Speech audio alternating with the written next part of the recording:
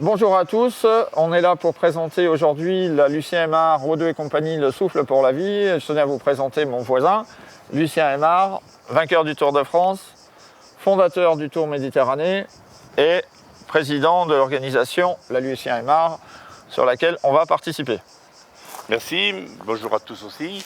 Voici à ma droite donc Philippe Poncet, notre champion du monde, recommande du monde de l'heure et recommande de la vitesse, qui va participer au trophée la Lucien Aymar le 4 septembre.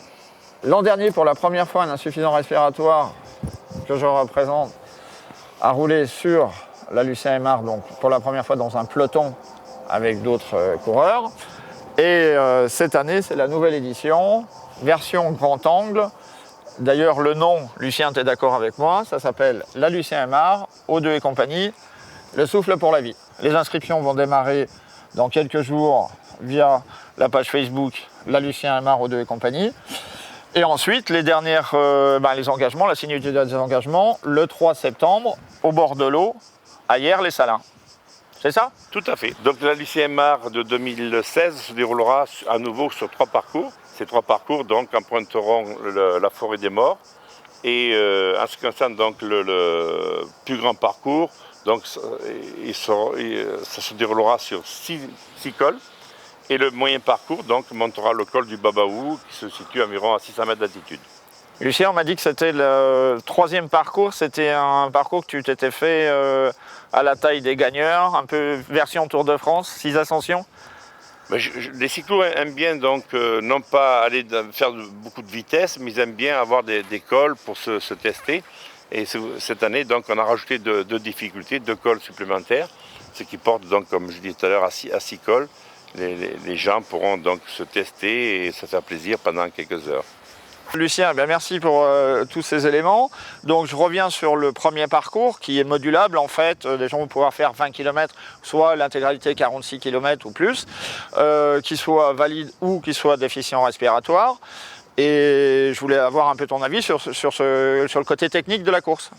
Disons que ce parcours-là va partir en même temps que les autres, à 5 minutes près.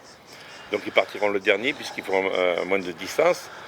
Et la première partie donc, du parcours sera la même que feront le parcours numéro 2 et numéro 3. C'est un parcours assez vallonné au départ, avec une petite côte qui est de 1,5 km. Mais néanmoins, je pense que tout le monde pourra participer avec un peu d'entraînement. Ça devrait bien se dérouler. Bien, alors pour l'avoir fait, il y a 4 ascensions. Mais en travaillant effectivement, là tout de suite, en se préparant, il y a 4 mois pour le faire. Et c'est un bel enjeu, c'est un bel enjeu pour tout le monde. Et je sens que les patients vont se défoncer pour y arriver. Tout à fait, moi je pense que c'est un parcours qui est assez agréable puisqu'on longe le bord de mer. Et on va un petit peu dans l'arrière-pays voir les sangliers, parce que donc on est dans le monde des morts. Et ça devrait plaire à tout le monde, surtout avec l'arrivée qu'il va y avoir près de la mer.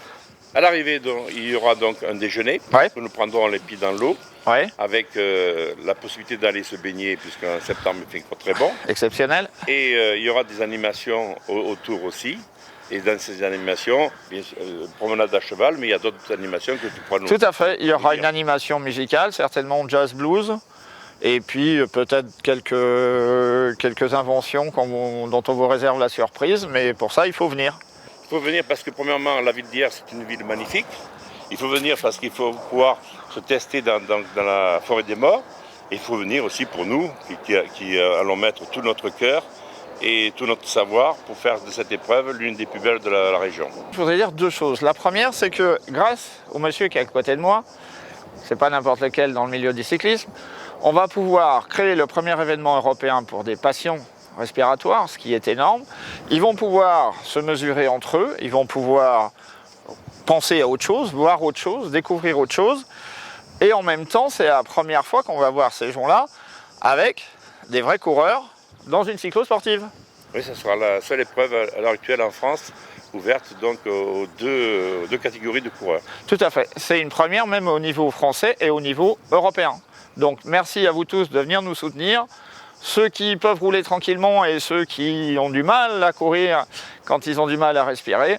Tous ensemble. Lucien, rendez-vous au 4 septembre. Merci. Au revoir.